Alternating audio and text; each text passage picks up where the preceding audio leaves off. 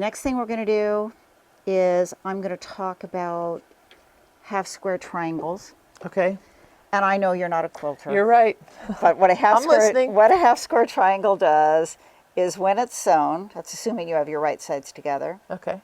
When it's sewn, you're going to have two things that basically look like that. They're going to be half Okay. one fabric and half Sure. the other fabric. So the way a lot of people do these, and I think this is time consuming and I really didn't like it. You have to draw a line from one corner to the next corner. And you draw that line on the whole stack of triangles. Serious? Well, yeah, on the whole stack of squares. Now, you don't have to do it on both sides, just on the one that's Right. going to be up. Okay. But you you sit there and you're doing all these lines. And so my first thought when I saw the lacer was, what if, because I have to play Sure. what if. Absolutely. What if you just line up the lacer? I've already got it set for my 1/4 inch, right? From my pressed quarter. So what if I line up the lacer and just sew my 1/4 There you inch? go. I would go through and keep sewing them. See? And keep sewing them. And then when I got done, I'd cut them apart and do the other side. Then when you cut them, Sounds like a time saver to me. cool. Let's do one. All right. We don't have to do 4. Okay. We'll do one. So I'm going to line them up. Corner to corner because the lacer's long enough. Now, if you have a really big one, I think you might have to work with a little, but I don't see any reason why you couldn't do it. And then I'm going to turn it around, do the other side. Corner to corner. Isn't that nice how you can sew in that fabric and you don't need a leader? Yeah, it doesn't get all caught down in the bottom. I'm having fun with a thread cutter, actually. You want to cut this part? Sure. Just right corner to corner?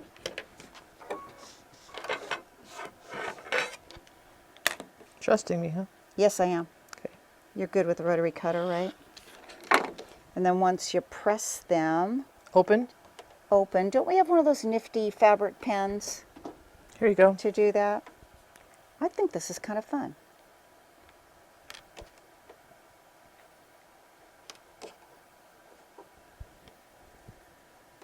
Then you just finger press it over to the dark side, I guess. Ha. We're going to the dark side Sure. here.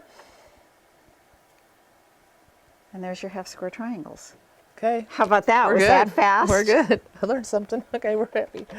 You're learning quilting techniques. I am. You're going to make a quilter out of me yet. Well, Maybe. Yeah, okay. Maybe. All right. next thing I want to show you are flying geese. Okay. That's the flying goose shape right there. Okay. So what it is So it's this is one- multiples. Yes. All right. So it's one big triangle and two small triangles. Okay. And I always had trouble sewing those when I used to cut them. I'd cut the triangles. You've got all these bias edges. It was not my favorite thing to do. Okay. And when I found out this newer way to do it and get really nice flying geese out of it that measure what I wanted them to do, I got pretty excited. Okay. And when I figured out that I could use the lacer for it, I got even more excited. So how you do these is you take your big square and you put 2 little squares on opposite corners. Okay. And this was another thing where you had to sit with your big stack and mark lines. Now the problem with marking lines on these is this is a dark fabric. So I was trying to do it with a white pencil, I was trying to do it with a silver pencil. Okay. Wasn't happy, Sure. okay? So you're going to do the same thing. You're going to point in. Okay. You line it up as you sew it through. Okay. And I'm not going to sew this one, but as you sew Sure. it through, see how you get that corner? Then you keep going till you get that corner. Okay. Then after you've got that whole stack through, you do the other side. All right. Okay. Then you cut them apart right on where that drawn line would have been. Okay, that and makes you sense. get 2 of these. Here's one that I pressed out with that fabric pen. Okay. And here's the other one. All right. And you finish it out by putting, see, because you had 4 of these per each, Right, each okay. big square. Sure. And then same thing, you sew down both sides of it, lining it up with the lacer. And then when you cut those apart in between, you get 4 of those. Awesome. Is that nifty? That makes sense. Yeah, I like that a lot. Sure. Now you just need your 1/4 inch this way to sew them together. Yeah, well, there and there. Yeah. Yeah. Easy. Okay. Looks like it saves a lot of time. You can just stay right here instead of marking all your stuff first. Yeah. Okay. Well, the marking, the problem with that was more, not only the time spent, but is it going to show up on the wrong side of whatever Okay. fabric you've chosen? Okay. So we've got that. Then the other thing I wanted to do with the laser was snowball blocks. And what your snowball block basically is it's a square, and you want a triangle on each of the 4 corners of the square. Okay. So how do you establish that? You know, how do you get them on? So what some people have done is they have various tools where you cut off the corner and then put a triangle on it. Right. Or another technique that I think has become really popular lately is you take your square, and let's say this is where I want the snowball, and then you put this here, and again, you mark a line.